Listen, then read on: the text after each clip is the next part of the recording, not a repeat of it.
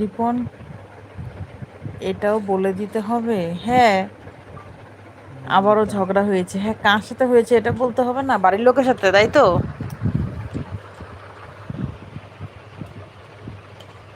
দাদার সঙ্গে না মায়ের সাথে? উফ,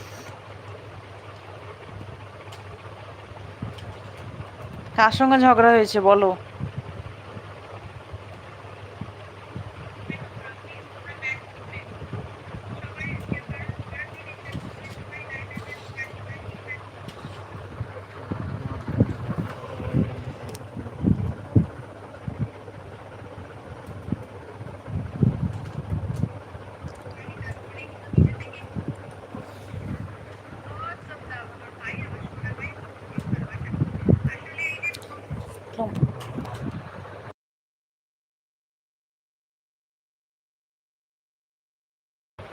রিপন, কি নিয়ে ঝগড়া হয়েছে বললে না তো?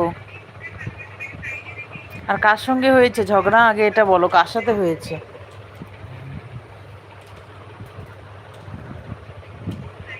আরে না, বাড়ির কারোর সাথে ঝগড়া করি না আমি।